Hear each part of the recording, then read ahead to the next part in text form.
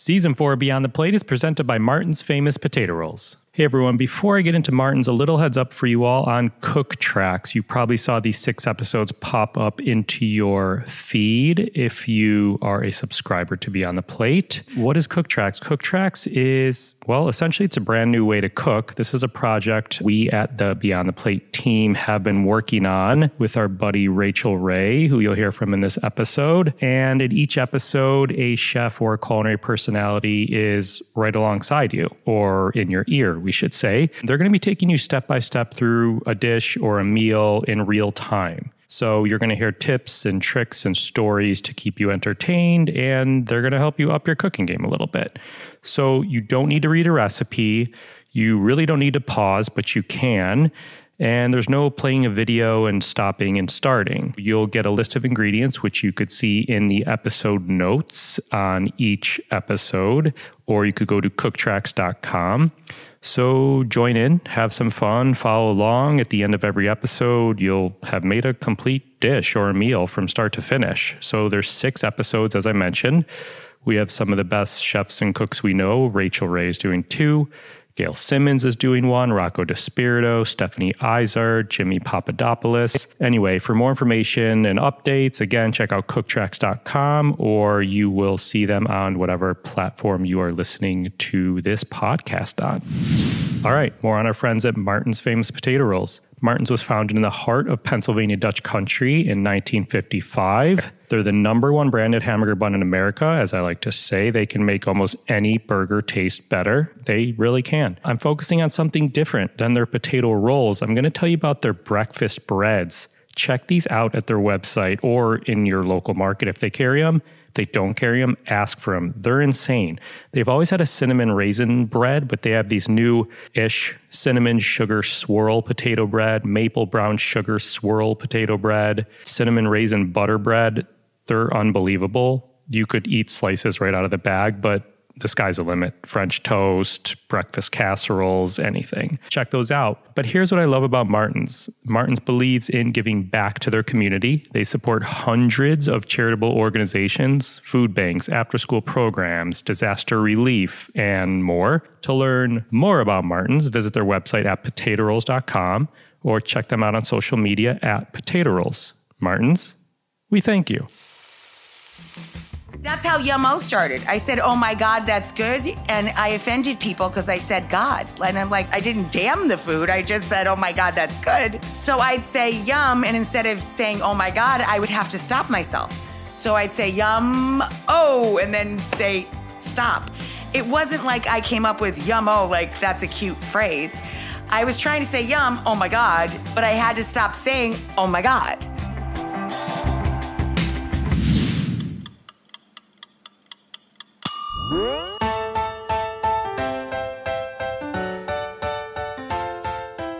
Welcome to Beyond the Plate, a podcast where we sit down with the world's culinary elite to explore their journey with food and their passion for giving back.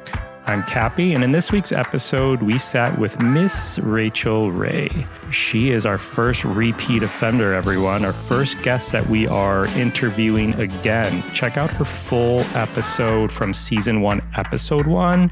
Great feedback on it. If you haven't heard that, be sure to check that out.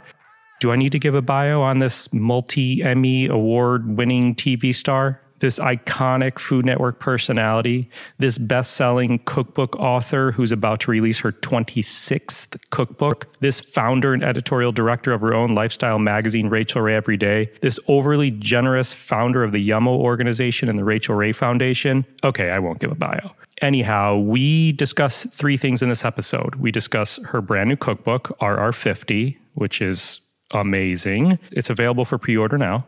We discuss CookTracks, and we discuss the 30-minute meals reboot. As you know, we usually talk about how our guests give back. We don't cover this specifically in this episode, but for those that don't know, Rachael has given many, many, many millions of dollars away to various animal organizations as well as cooking and kids organizations. Now, while I like to say it's not always about the money, the impact she's made behind the scenes for these 2 different causes is truly really incredible. So check that out if you don't know too much about it. We also cover it, as I mentioned, in season 1, episode 1. Anyhow, I'll stop here. Please enjoy this conversation as we go beyond the plate with Rachael Dominica Ray. Blah, blah, blah, blah, blah. That sounds really professional, Cappy. I'm very professional, Rachael. Ready? For what? You're just talking, right? Yeah. But here's what's going on. Okay, what's going on? I'm setting my timer for 30 minutes. Oh, good. And when the timer beeps, we're done. Wow. Where'd you get that idea? Well, Thinking of me in 30 minutes? Huh. No idea how you connected those two dots. it's just this idea I had. May make a TV show out of it one day. Maybe not. All right. We have an agenda. Our agenda is... You have an agenda. I have an agenda. The agenda is new book, CookTracks, and 30-minute meals. And the timer starts now.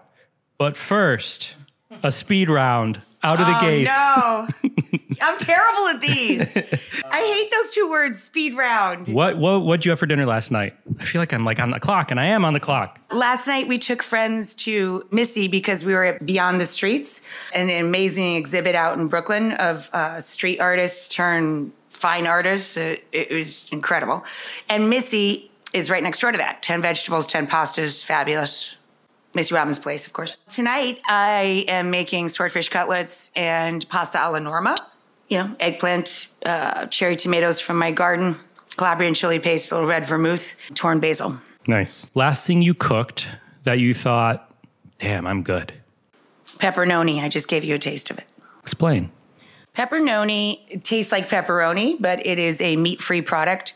And I tasted this delicious paste in the Union Square Green Market that was supposed to be like a Calabrian salami paste in Giulia. And I didn't think it had the same punch.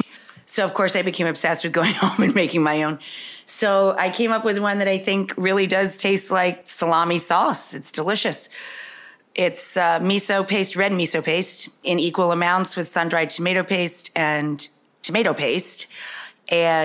white wine vinegar, lemon juice, a couple of fat cloves of garlic, and pimenton or smoked paprika. And dang if it doesn't taste like pepperoni. I call it pepperoni. Yeah, I love it. Cute. Last thing you cooked that you thought, nah, that was good, but next time I think I'm going to tweak it. I don't know. I mean, I don't think about food in those terms. I mean, I know that over the years I've cooked things where I'm like, yeah, I'm not going to bother with that again. Stinging nettles pasta. Okay. Like, no. Yeah. You know, the gloves, the big gloves, it's too much work. And I thought it tasted bland and not. I love stinging nettles cheese, but I know the lady who makes it, so why bother? Yeah. You know what I mean? Yeah. So if I get the need for a nettle, I take it in cheese rather than making the pasta. But generally speaking, I work by request, and I think a lot of cooks do, cooks/chefs. I know the taste buds of the people that I cook for. So no matter what I'm cooking, whatever the protein is, whatever the vegetable is, I know how to make it taste good. Yeah. Do you see what I'm saying? Totally, yeah. So it's rare that I make something where I'm like, oh, that's just completely inedible. Plus, we set our bar pretty low in our house. We eat just about anything. And we're like, you're hungry enough. You're like, oh, that's good. What's the last most impressive meal you had at a restaurant? There's a lot of great meals in New York. And I can be impressed with really simple things. You know, a frozen Negroni, bocce in the park over here. Missy's place, I love her vegetables. Like, everybody goes there for the pastas. I actually go there, like, craving her grilled runner beans. Mm-hmm. Like, her pile of artichokes, you know, charred artichokes in sauce. And, those are good. You know, I really look forward to going there for the vegetables. I love Olmsted and Maison Yakitori, French yakitori place, which I love juxtapositions like that, places that have a sense of humor. And Olmsted, like Greg Backstrom, is just such a talented, that place knocks me out. That's I great. love it. I think it's the most original restaurant in New York. I love going to Olmsted. It really surprises me every time. Did you do brunch there yet? I haven't done brunch Neither there have yet. It's hard for me to get out of the house. Do you know what I mean? Yeah. And when we do brunch, it's like on a Sunday, and that's like CBS Sunday Morning, and we have a certain routine. John usually puts in brunch requests. I did make brunch today, actually. I put the pepperoni paste with some beautiful small dandelion greens, organic dandelion greens, and egg and provolone on a roll. It was really good. I offered you some, and you said no, that you had just eaten. Thanks. That made me feel really great, by the way. Ass. You are an ass. Last song you rocked out to? I love Beck, because I'm going to go see him on Tuesday night. I love Beck Saw Lightnin', and his whole new album is a partnership with, or a pair up with, Pharrell, so I'm really excited about that. I love the Raconteurs. I've been listening to them a lot. Of course, The Cringe has their new album, my husband's band, and I think it's excellent. I really do. It's just fantastic. And it's really diverse. It's a little bit of something for everyone. And he has one song on there that's a duet with our friend Bob Schneider, so I really enjoy that. You know me, I listen to all types of music. This morning I ran to kind of an 80s mix with like Echo and the Bunnymen and Psychedelic Furs and lots of Elvis Costello and REM. And that's cool. Yeah, it was fun. So fun mix. Obviously, you know, I make T-shirts, and that's how we met. Exceptional T-shirts. Thank you. I'm hoping for a new wardrobe of T-shirts for my birthday. Well, it's funny you should ask. Which is coming up. It's funny you should ask. If I made a shirt just for you today with an ingredient on it, what would it say? Pepperoni. I see a theme here of this episode. Let's see how many times we could fit this. No, I think it would be EVOO, obviously, because I got into the dictionary with it. But I like it. Like, if you were going to make me a T-shirt, I want to know what you would put on the T-shirt. Do you know what I mean? Yeah. It's more interesting for me as the person receiving a gift to get your take on me than for me to give you my take and say, give me that. Yeah. Like, I've never been a girlfriend or a wife or even a daughter. I've never been to my parents or my friends or my boyfriends or my husband. I want this. Do you know what I mean? Unless it was something really practical, like we need a new carpet sweeper for the kitchen. Yeah. Like, that's the best. Like, I'm more excited to open something where I really have no idea what's in the box. Right. You know, and I'm somebody who gets excited about socks and pajamas, and like I just love the idea of not knowing what's in the box. Yeah. I mean, not in a creepy way, not in a Seven. You know, what's in the box? Yeah. Not in a Brad Pitt, Gwyneth Paltrow sort of way, but. Okay, so we sat down when we first did the podcast, season 1. It was over 2 years ago. Congratulations. Why, thank you. Has anything changed in the way you approach cooking? Oh, I constantly evolve as a person who cooks for a living. I think it's your job to. I'm not trying to just service myself. And even if I was that just cooking for my family, you know, just cooking for myself and my friends or my family, I think that you have to challenge yourself. If you enjoy food, whether it's a hobby or your job, that's the fun of it, is that you're always evolving. I wouldn't have come up with pepperoni had I not been trying to write a lot of meat-free recipes. And I've been playing around, as you know, with meat alternatives and sausage alternatives. My own mother, my Sicilian mother, who lived on pasta and sausage and meat, like, rah, rah, rah, rah, rah. You know, she'd eat like literally a wheel of cheese, not a piece of cheese. My own mother has turned, at 84, she just turned 85. At 84, she went vegetarian. I mean, she still has moments where she's like, oh, I'll just have a taste of the lamb. You know what I mean? Yeah. But for the most part, she went veg head on me and doesn't even eat pasta anymore, which like breaks my heart. But, you know, cool for her that she's evolving as a person, you know, at 84. So I'm constantly trying to read from all over the world and push myself to try new products and try new avenues, because that's the fun of it. It's, you know, it's like if you pay to go to the gym, don't only do one thing at the gym all the time for 2 years. Yeah.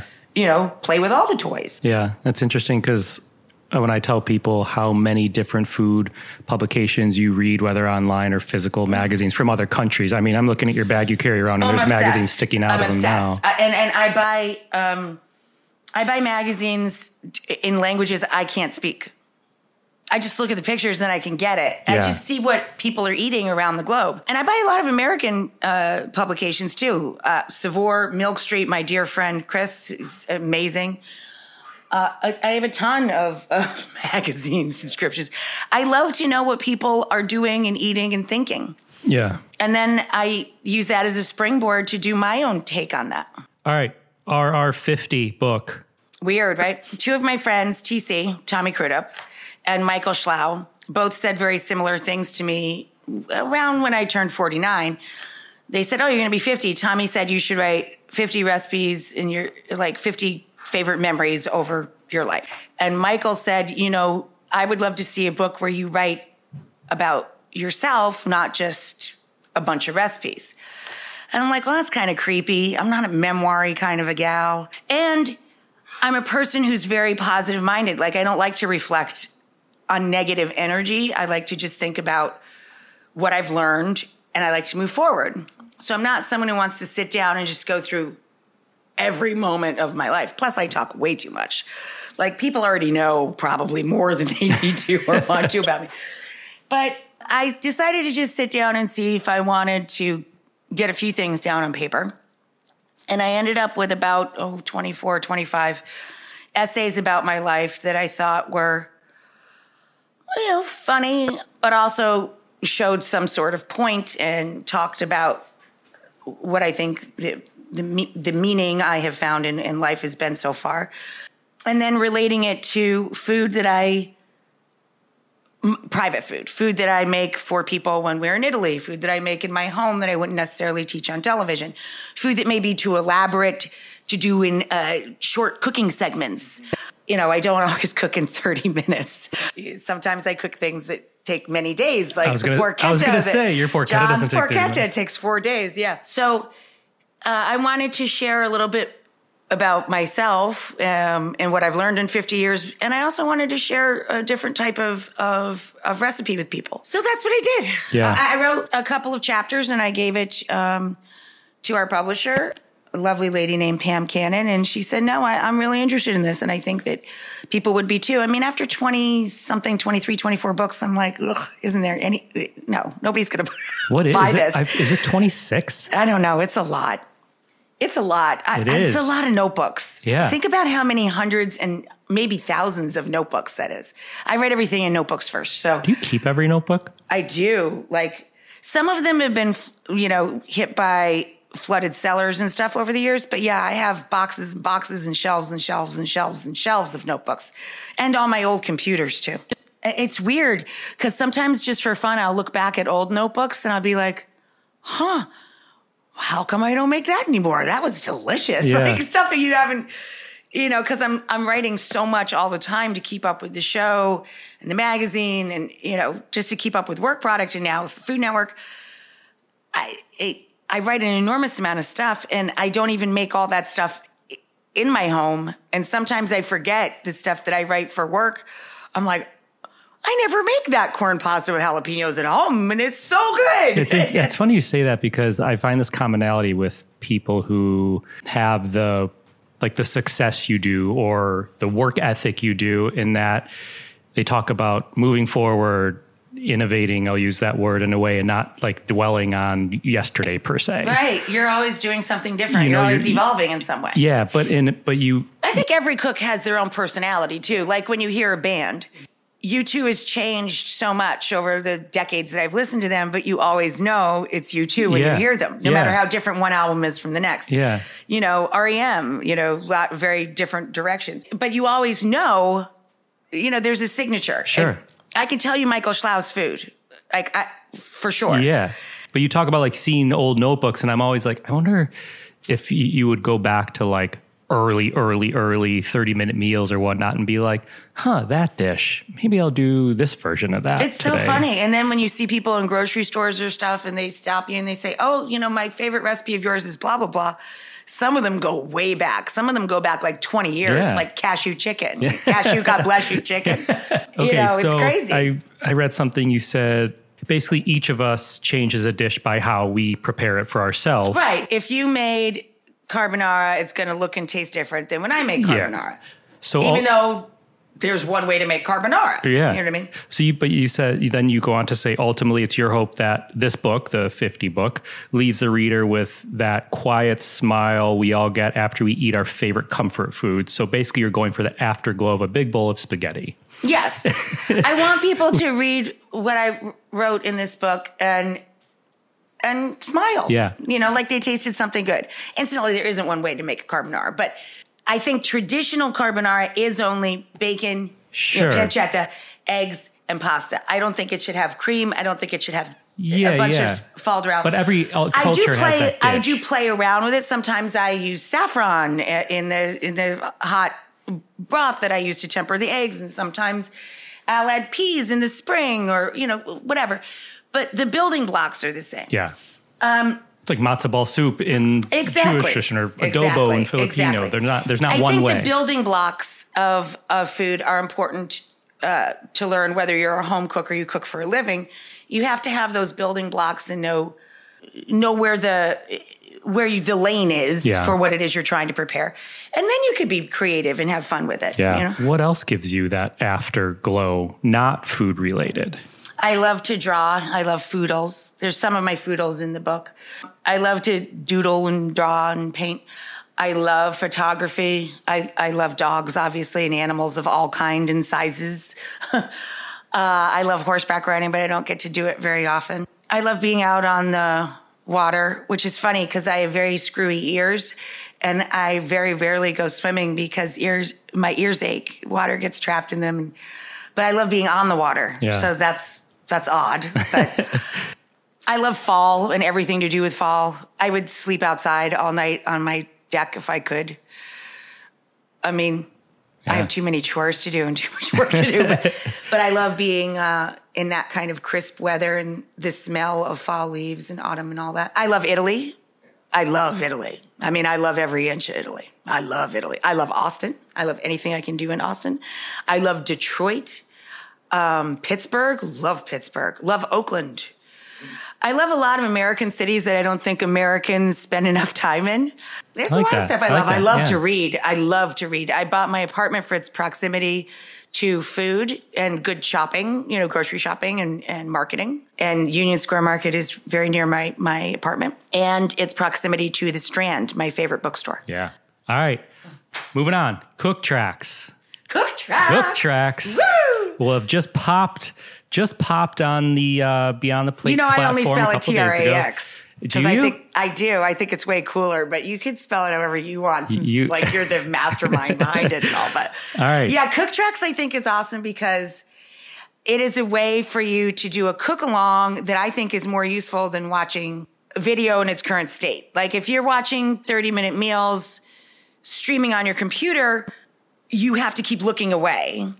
And I don't say every single thing that I'm doing because I'm being videotaped. I mean, camera is filming me, digitally taped, let's say. So people can see what I'm doing, so I don't get as specific as I could in telling you what to do. When you listen to someone else cook and they're talking you through it, it's pretty brilliant because you can just pop your buds in and cook. You just get all the stuff and you're like, oh, okay. And I'm talking while I'm cooking, so we're cooking pretty much in real time, like in sync. Yeah. It's more synced up.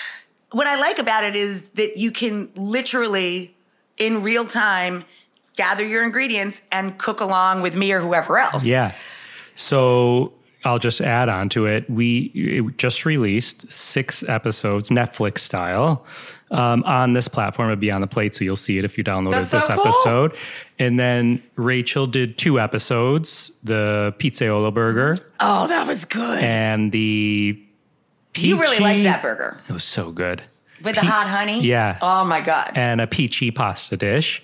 And then, but you could use any fat spaghetti. Yeah. And then we have Gail Simmons, who did her ultimate breakfast sandwich. Oh, she's amazing. We have Stephanie Izard, who did an awesome Asian-style pancake. Really good. And then we have Jimmy Papadopoulos, a chef in Chicago who's super talented. Oh, did he do the sandwich? The fried chicken. Fried chicken? Yep. Firebird chicken sandwich. That was crazy. I saw the picture of that thing. You guys are going to have to unhinge your jaw to bite that. Delicious. And then Rocco DiSpirito. We did risotto with Rocco. Yay. Rocco's back on the blocko. Yeah, exactly. I mean, he walks you through risotto and you will be a master at That's it by so the time great. you see this. So it's awesome. And I think, like, as you said, Rach, you're not going to watch a video and go back and forth and pause on this. And the point of this is you have all the ingredients like on your table, in front of you, and you can just keep working right with it. It's super fun. So yeah, check it out. It's extremely cool. Yeah. We're doing a feature on it. It's on the cover of the magazine and on the radar page. Yes. In the magazine. Yes. You could hover your phone camera over it and it will take you right to your episode, I think. All right, cruising along. 30-minute meals came back this after past 20 April. years. Crazy. Insane. And back again soon. Yes. So we did 30 for 30, the 30 days of April, celebrated the return of 30 new 30-minute meals. I guess that went over pretty well. Yeah. Okay. So Will and Grace, 90210, 30-minute meals, all these reboots out there. What's different now than when you first filmed it 20 years ago? And you know this, we legitimately can just straight film 30 minutes. When we first started 30-minute meals, cameras were much different. And we had to rehearse each act so that the men wouldn't bump into each other. The camera guys wouldn't literally run into each other. You had to rehearse every act. It was always my food and it was always 30 minutes. They took my food out of the pan and we'd have to put it on a tray. Then we'd have to rehearse the next act. And then we have to heat the pan back up and put my food back in the pan. Because I was a real stickler about it has to be my food and it has to be 30 minutes. So we were filming a total of 30 minutes, but there wasn't the integrity that there is now. Now we literally set a master clock for 30 minutes and whatever happens, happens, and we roll on the whole thing. A few or several, I'm not sure how many, but some of the episodes Food Network put up on their digital platform, and you just see all the raw footage. Like SNL, when they go to break Saturday Night Live, you see what goes out, you see the reset. Yeah. They just roll on the whole thing. And sometimes I had to make up things or add a cocktail or something on the fly because I just couldn't fill the 30 minutes. But we did it boom, it was really exciting. And we literally would film, reset, and do 4 shows between 10 a.m. and 2 p.m. So if you needed to fill time with a cocktail or whatever it is, did you ever come close to going over, or do you usually err on being shorter? I try and write food that's doable for people in 30 minutes. So I tend to run shorter than longer. And I talk so much, I can fill that time with chit chat. Yeah. For me. Yeah. I could chop faster or do this quicker, but I'm taking my time to tell a story while I'm doing it. I try and make it doable as much as possible, of course. There's a couple of them, if I try and put a couple of courses into those 30 minutes, they get real exciting, down to the last second. And I tell you another thing that has changed. Food Network doesn't demand that I take a bite before the end of every show. You have no idea how many times I burned my mouth, my gullet, my esophagus. I couldn't taste food for a week. We have tears in my eyes because the food would be scorching, screaming, molten lava hot. And then you have to take the bite and say goodbye and say, right. Exactly. Yeah. That's how Yum-O started. I said, oh my God, that's good. And I offended people because I said God. And I'm like, I didn't damn the food. Yeah. I just said, oh my God, that's good. I didn't understand why that was offensive to some people, but it was. So I'd say yum. And instead of saying, oh my God, I would have to stop myself. So I'd say yum-o and then say stop. It wasn't like I came up with yum-o, that's a cute phrase. I was trying to say yum, oh my God, but I had to stop saying, oh my God. So that's the birth of yum-o. It was not me making up a word. It was just shut up before you get in trouble. Yeah. Right. So similarly, is there a meal that you haven't quite figured out how to make into a 30-minute meal? Oh, there's a million. I mean, there's a lot of things that I love to eat and make. Something as simple as anything with eggplant in it, I always feel is a bit of a cheat to try and cram it into a 30-minute meal. I try. But I let eggplant drain 20 to 30 minutes. They say that over the years, the most of the bitterness in an eggplant has been bred out of it, as the agriculture has progressed over the decades. But in my mind, that's not true. Do you know what I mean? Like, I'm too old man trapped in a lady body, you know. So I still want to see it sit on a kitchen towel for 20, 30 minutes. And I'm sure it's kind of superfluous at this point, and I could get around not doing it, but I prefer it to just sit there for 20 minutes. Right. But sure, there's many things you can't make in 30 minutes. Everybody knows that. But I think you adapt. I mean, you try and adapt them and just, obviously, give a wink and a nudge to it. Porchetta's 4 days, so. But you can still make a ground pork sauce that has it has fennel and rosemary and lots of citrus in it, and it would taste like porchetta even though it's not. You could start with pancetta and put in the ground pork and put in your garlic and your rosemary and your fennel, all the things I use in rolling a porchetta, and toss it with some pasta and put a little pecorino on it and say, that's delicious. Yeah, that's amazing. I mean, I get texts when it was rebooted in April from like actual chefs. They're like, I'm DVRing all of these. And I love seeing the people who like come out of the woodworks, you know, who are huge Food Network fans. Oh, there's a good one. Chicken parm. Very tough to do in 30 minutes if you do the flour, egg, breadcrumb thing and the pounding out. I mean, it can be done, but you're breaking a sweat. Chicken patty parm. Yeah. No problemo, and it's delicious. That was episode 1. A giant ground chicken burger, basically. These beautiful little pizzettas made out of ground chicken and a whole lot of parm cheese. Oh, 30-minute timer. Well, you're going to have to go look up the recipe for the chicken patty parm. It's a winner. Perfect. Thank you. Thank you, I'm glad Cappy. we got to sit again. I'm super excited for everyone to check out the book. Pre-order on Amazon. Quote, I constantly evolve as a person who cooks for a living. I think you have to challenge yourself. If you enjoy food, whether it's a hobby or your job, that's the fun of it, is that you're always evolving. Thanks again to Rachael Ray. Find more on her at rachelray.com. Find me and keep up to date with this podcast across all social media platforms at On Cappy's Plate, or go to beyondtheplatepodcast.com. Beyond the Plate is on Twitter at BT Plate Podcast and Facebook. This episode was produced by myself along with Ian Cohen, Joe Yeaton, and Sean Petrosian. Thank you to Tom Osborne. Our music has been composed by Goldford. As always, special shout out to my wife, Katie. Please rate, review, and or subscribe to this podcast on your listening site of choice. Join us next week for Just the Plate when Rachel and I have a little fun doing a mystery basket, if you will, for a surprise pasta dish. Thank you for listening to Beyond the Plate. I'm Cappy, and remember, there are never too many cooks in the kitchen.